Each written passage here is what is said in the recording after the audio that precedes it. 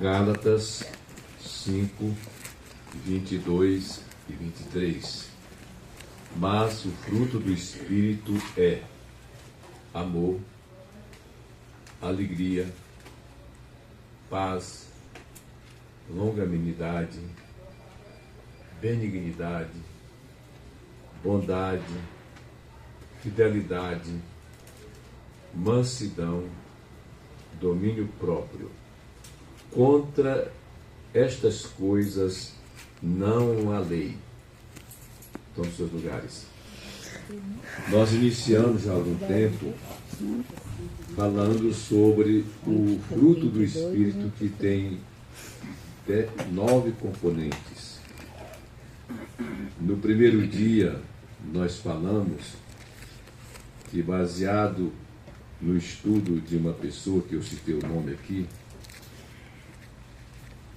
ele considera, John Haggai, ele escreveu um livro, tem muitos livros, mas no seu livro Seja um Líder de Verdade, ele então vai analisar sobre o fruto do Espírito e considera que o fruto do Espírito é um só, é amor.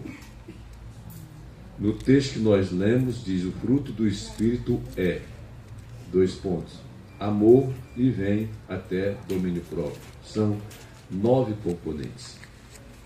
Então ele diz que o fruto do Espírito Santo é amor. Os demais são complementos do amor. E nós falamos da alegria, que ele considera como a música do amor. Falamos também sobre a paz, que é o segundo componente, que é a harmonia do amor. E hoje nós falaremos sobre a longanimidade, que ele considera como a resistência do amor. Sem amor, o cristianismo não existiria. Sem amor, nós não seríamos salvos. Pressões e as exigências.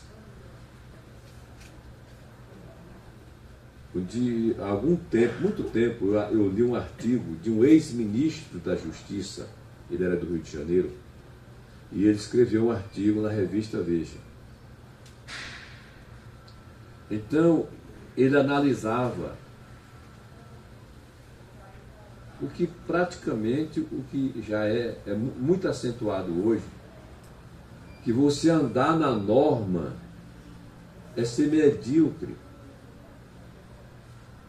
Se você obedece à sinalização de trânsito, todo mundo que vem atrás de você vai reclamar por que você está a 80 por hora.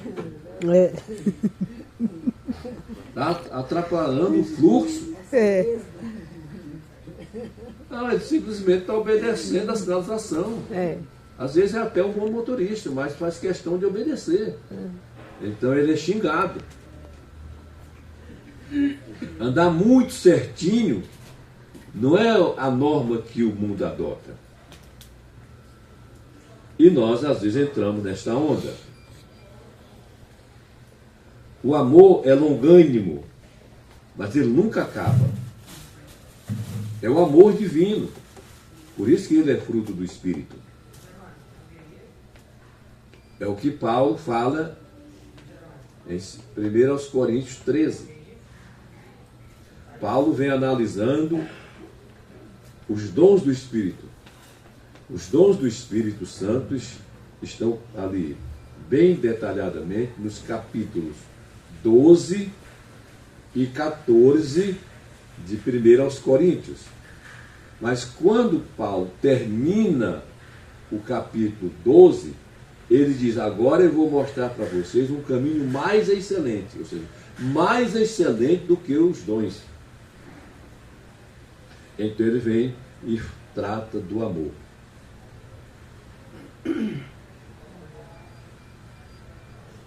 É importante, é bom para a igreja, é para a edificação da igreja, o exercício dos dons. Mas eles não são mais importantes do que o amor. Que deu o seu Filho para que todo aquele que nele crê não pereça, mas tenha a vida eterna. Amor de tal maneira significa que é impossível se dimensionar, mensurar, medir o quanto ele nos amou. Então a Bíblia diz de tal maneira, amor tanto, tanto, tanto, tanto, que não dá para expressar que tamanho, que quantidade é este amor. Então, de tal maneira. E é seguido a expressão que deu.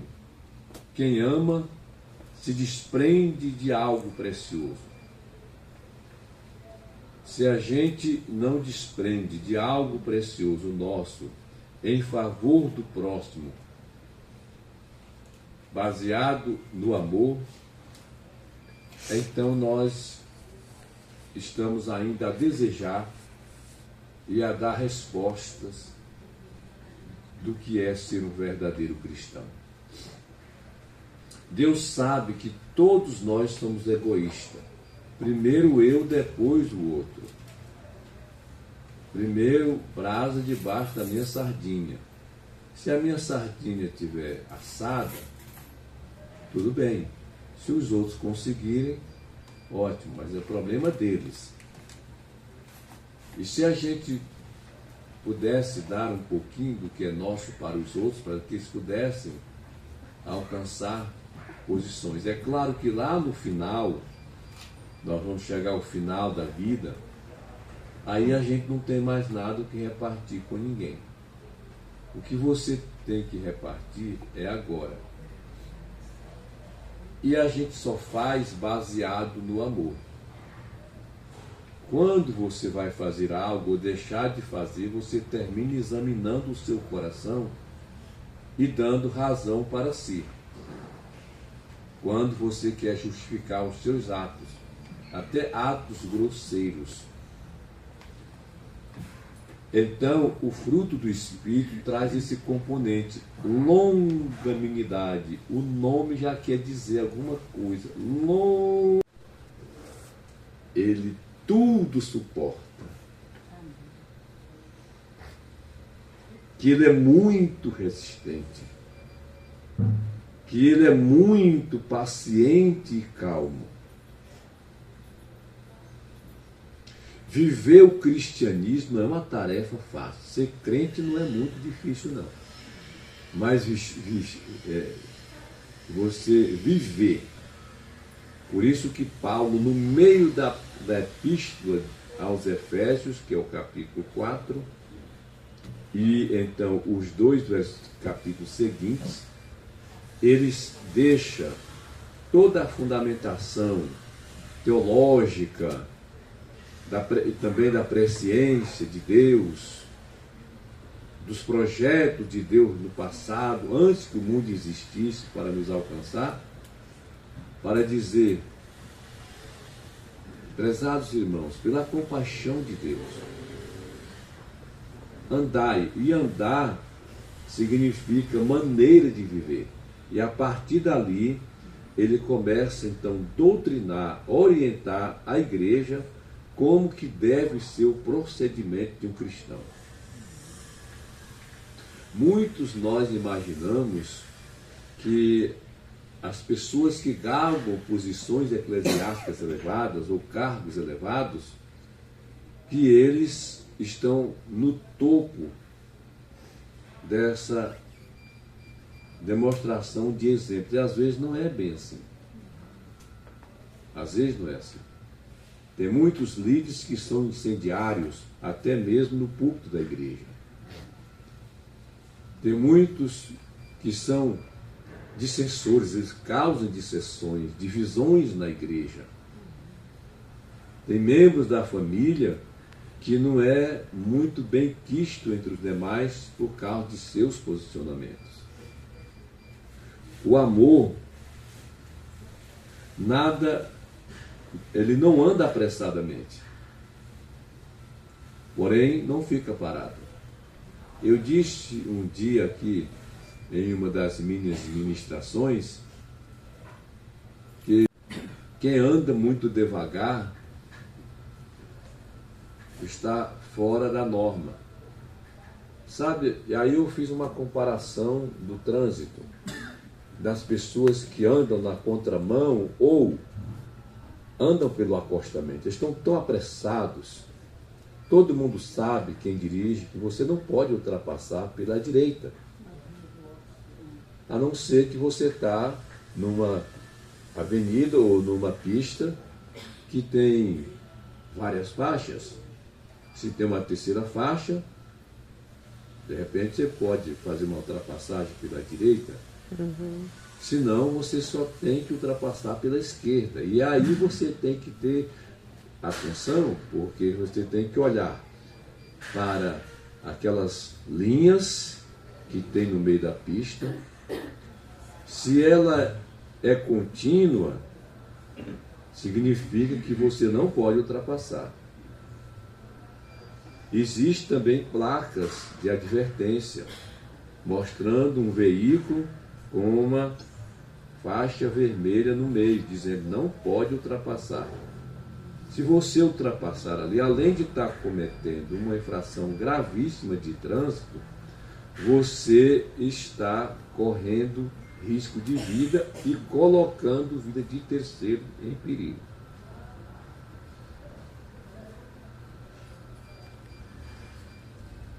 Eu acho que até aí a gente revela um pouco da nossa vida cristã. Pastor, só ultrapassa às vezes assim? Sim, às vezes eu ultrapasso. Conforme você tem que saber que carro você está andando. Se você está num carro 1000 e tem um caminhão na sua frente, está tudo devagar. Na pressa não faz, está devagar, enfim, aí você vê que tem visibilidade e você comete aquela infração de trânsito sem cometer perigo para ninguém, mas cometeu uma infração de trânsito. Se você for pego, está multado. E é mais de R$2.000 uma multa dessas. Bom, então o amor, ele é muito, e a gente vê que eles são exaltadas, se vangloriam disso. A longanimidade é a capacidade de perseverar corajosamente sem desistir. Você nunca desiste. Aconteça o que aconteceu. Hoje cedinho, antes de sair para o Pilates, eu li uma frasezinha, Davi dizendo: o Senhor é o meu socorro. Ou, melhor dizendo, Senhor, socorre-me. É uma oração. Então o rei Davi, o homem segundo o coração de Deus, encontrou-se em momentos muito difíceis, embaraçosos, de perseguição, de sofrimento, de luta, que não tinha saída para ele. Ele não encontrava em seus amigos, em sua família, nenhum tipo de apoio para que ele pudesse refugiar. Então ele foi para Deus. Senhor, socorre-me. É como se eu dissesse: se o Senhor não me socorrer, eu não dou conta dessa jornada, dessa missão. Quantas vezes já aconteceu isso na sua vida? Senhor, tenha misericórdia de mim. Se o Senhor não me ajudar, eu não vou dar conta. Mas quem clama por misericórdia de Deus a alcançará. Amém. Nós não vamos desistir. É o desafio do tempo no caminhar firme, constante, numa direção certa, sem se preocupar desesperadamente a que hora chegará, pois ela transmite a convicção de que a jornada será totalmente concluída. Amém. Nós não somos crentes para desistir da fé. Infelizmente, muitos estão desviados, que deram testemunho aqui, que louvaram a Deus, que foram abençoados por Deus, alcançaram favores de Deus e da igreja, e depois, por questões pequenas, se escandalizaram, por causa de um relacionamento entre o irmão na igreja. Sai da igreja. A longanimidade é a capacidade de perseverar corajosamente sem desistir, Repetindo, o crente longânimo tem uma confiança inabalável nas promessas de Deus. Todo mundo tem que ter essa confiança. Há uma promessa de Deus para mim, para você. Se Deus tem promessa na minha vida, eu tenho que confiar e persistir que essa promessa há de se cumprir. É claro que eu tenho que ter uma noção de promessa. A promessa, ela pode ser para a igreja, pode ser para mim, pode ser uma promessa para a posteridade da humanidade. Eu tenho que saber diferenciar isso. Também não posso ir na onda de que quem tem promessa não morre. Morre sim, todo mundo vai morrer, todo mundo tem promessa. Mas morre. A gente não vai viver para todo sempre. Tem muitas promessas na nossa vida que vai cumprir depois que a gente morrer.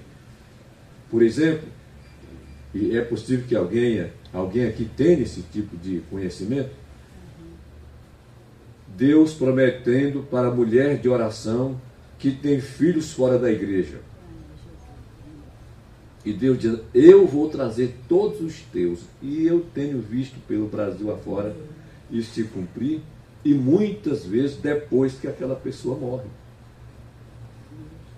Prometeu para a sua pessoa com relação aos seus. Mas quando Deus diz, você não dormirá enquanto não ver isso ou aquilo, se foi Deus que falou, então persista, espere. Deus falou com você. É preciso que se tenha o Espírito de Deus para entender quando é Deus que fala por meio da profecia. Por isso que a profecia, a Bíblia manda julgar a profecia, porque existem pessoas que têm o dom de profecia, que são usadas por Deus, mas podem aqui e ali vacilar. Quando é que você sabe que a palavra é de Deus ou é do profeta? Mas a gente então fica aguardando o quê? O cumprimento. Se não se cumpriu, eu vou desconfiar de Deus, da igreja? Não, foi aquele profeta que foi, então, ultrapassou os limites.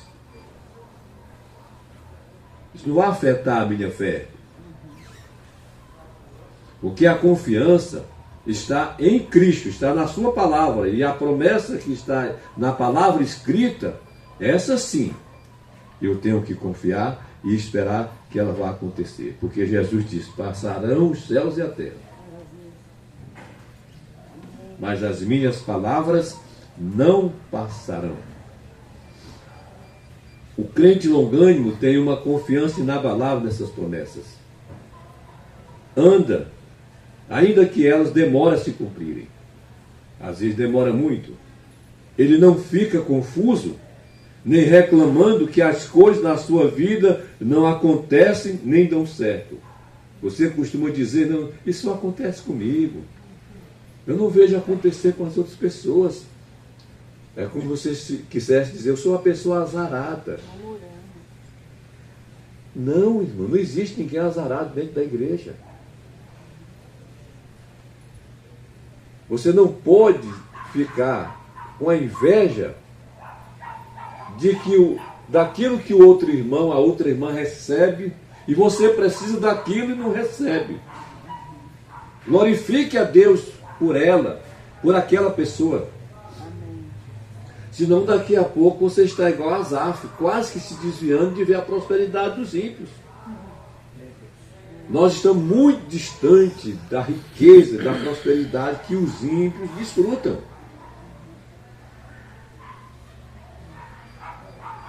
Tem um irmão nosso, o Davi, já trabalhou aqui, ele presta serviço muito para esses famosos, e muitos desses cantores famosos têm casa aqui em Goiânia, porque amam Goiânia, porque Goiânia, é a princesa do Brasil, né, gente? Morar em Goiânia é um privilégio muito grande. Louve a Deus por isso. Nós estamos vivendo um momento em Goiás, aqui na nossa capital, que você até já esqueceu se aqui existe assalto. Realmente falando no seu telefone. Seu telefone na mão, no ponto de ônibus ou na rua. Então, Tem pessoas desses famosos que são simples, humilde, tal, brincalhão, e tem outros e que foram pobres, mas o dom que receberam natural os fez ricos, que não falam com os seus empregados. Eu vou citar aqui um exemplo. Não estou querendo me enaltecer. Eu fui visitar uma igreja. Eu já tinha sido pastor. E naquele dia tinha várias lideranças. O culto já tinha começado e a gente entrou na lateral da igreja. E na lateral da igreja tinha uma cantina. Várias irmãs estavam ali trabalhando, porque depois acho que havia um jantar, ou era um lanche, não sei. E líderes maiores na minha frente, e não só eu era ex-pastor da igreja, tinha outro também, tinha um pastor da igreja e tinha outras pessoas. E eu não sei o que as irmãs estão comentando. Nós estamos entrando. Todo mundo passou direto e eu cumprimentei as irmãs. Aí uma delas disse, eu não falei? Que era o único que ia cumprimentar nós. Ela falou aquilo, eu senti internamente agradecido a Deus de ser dado com as pessoas, não como tanto gostaria. De cumprimentar as pessoas, de falar com elas, sentar, porque há muitos líderes que não faz isso, você não tem acesso. Não estou criticando aqui, mas eu acho que se você é pastor e se você não conversa com as ovelhas pessoalmente, quando possível, que às vezes não é possível, não é só aqui. Aqui é o ponto principal de contato, de diálogo do pastor com as ovelhas, quando ele está ministrando. Vou falar nisso, hoje faz um mês que eu não sou mais pastor de vocês. Mas continuo aqui. No dia seguinte eu viajei, fui para Porongatu, tinha um compromisso lá, e era domingo, fui para o culto. E o pastor é muito meu amigo. E eu fui apresentado como jubilado. Soou assim. Meu Deus, é isso mesmo. É isso mesmo. Então, meus irmãos, a vida nossa é cheia de detalhes importantes, esses altos e baixos. Tem um livro chamado Vales e Picos, Picos e Vales, não é nem cristão, mas eu tenho esse livro. E na vida secular é assim também. Há momentos que você está lá no pico, mas que você vai no vale, você vai. Não tem jeito. E quando o vale chega, ele pode estar alagado, você pode ter que passar por momentos difíceis que você nem merecia, mas aconteceu. E quando isso chegar, Deus deixou de existir, deixou de nos amar, deixou de nos acudir. Por isso, em qualquer situação que você se encontrar, sempre glorifique a Deus, mesmo que não seja favorável. Porque se você olhar para trás, tem gente em estado muito pior. Então vamos exaltar o nosso Deus, glorificar a Ele sempre. Aleluia. Se não fosse o Senhor que tem estado ao nosso lado, diz o Salmo, que Israel diga, que ela dissesse, por isso ela tinha que dizer, grandes coisas fez o Senhor por nós, por isso estamos alegres. Se não fosse o Senhor ao nosso lado, os homens teriam até nos engolido vivos. Há ódio de Satanás contra nós. E às vezes isso é manifesto no dia a dia por meio das pessoas. Que ama não tem pressa em punir o culpado. Você já viu que tem muita gente dentro da igreja que comete seus erros. Aquilo ali ficou desviado por muitos anos. Por causa do rigor da igreja no seu tempo, quando ele era garoto. Estou falando do Joãozinho, pai do Joãozinho. Não foi fácil vencer essa barreira de entender que a igreja não é aquilo que ele viu lá no passado, daquela punição rigorosa. Esses dias eu estava conversando com a minha cunhada, que é prima dele, que não tem a menor vontade de visitar parentes lá em Jussara. Por quê? Porque o pai dela se desviou por causa de rigor cometido lá. Desviou não, foi excluído, sem a menor misericórdia, com acusações falsas. Ele era tesoureiro da igreja e quis demonstrar ali uma ligeira irregularidade que a administração estava cometendo. Foi o motivo da exclusão dele. A pessoa só é excluída se ela cometeu o pecado e ela não se arrependeu. Eu sou daqueles que a pessoa, não importa o pecado que ela cometeu, se ela vê o pastor e confessou, ela não tem que ser disciplinada. Não é fácil alguém romper o silêncio, o porão da sua intimidade, do pecado que está lhe rodeando, e ir falar com um líder, uma pessoa que pecou e que está pedindo misericórdia. Não é fácil. E se ela faz isso, antigamente, no culto seguinte, o pastor se gloriava de estar, então, punindo alguém que estava em pecado na igreja, dizendo que com isso estava tirando o pecado da igreja. Não tira. Ninguém tira o pecado da igreja. De ninguém. É aí que você tem que ajudar. É aí que precisa da misericórdia.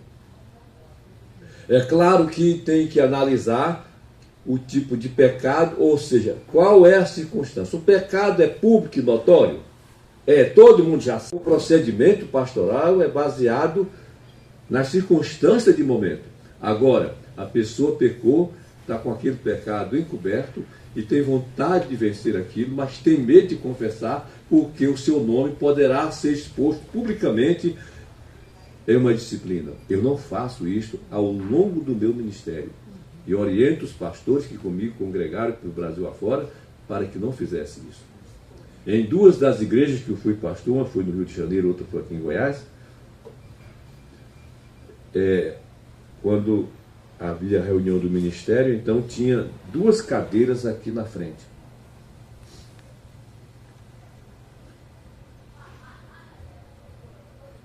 Eu perguntei para os meus auxiliares, essas cadeiras é aqui para quê? Não é porque as irmãos que vêm confessar pecado ou vêm para reconciliar, senta aí. E aí? Não. Bom, era para passar por uma inquirição de acusação dos obreiros da igreja. Inclusive com humilhação. Não, tem que ver se essa pessoa realmente está arrependida de ter pecado. Meu Deus do céu. A pessoa quer reconciliar, está pedindo misericórdia. Como é que eu vou colocar ela aqui numa inquisição para que vários falem sobre o assunto? Por isso, eu não faço mais reunião local de ministério para analisar essas coisas. A pessoa procura o pastor ou um líder que ela tenha confiança. Inclusive, quando nós desenvolvemos aqui o projeto Bom Samaritano, e o cuidado de um cuidar do outro, ficou isso claro. Uma irmã pode chegar diante da missionária, líder aqui do ciclo de oração, e confessar para ela. E ela resolveu o problema na autoridade do nome de Jesus. Conforme for agradecer, assim, que o senhor acha? Fiz certo? Ou, se o senhor quiser, ela está disposta a vir conversar, mas ou às vezes ela está com medo, tem vergonha. Então, em bem da pessoa, restauração da pessoa. Isso é você tratar com amor. Você não gosta de alguém da igreja? Meu Deus do céu, como que eu não gosto de alguém da igreja? Se você não pode ser amigo das pessoas, tem pessoas que às vezes até da igreja você tem que se afastar um pouco dela, deixa ela na dela, você na sua. Mas não porque você teve uma experiência desagradável com alguém dentro da igreja que vai te tirar de dentro da igreja e achar que a sua igreja é aquilo que aquela pessoa te ofendeu. Não é, é diferente, as pessoas não são do mesmo naipe. Então, eu encerro aqui para concluir essa parte da longanimidade na próxima oportunidade. Então, o cristão que ama não tem pressa para punir o culpado. Certo? Não tenha pressa.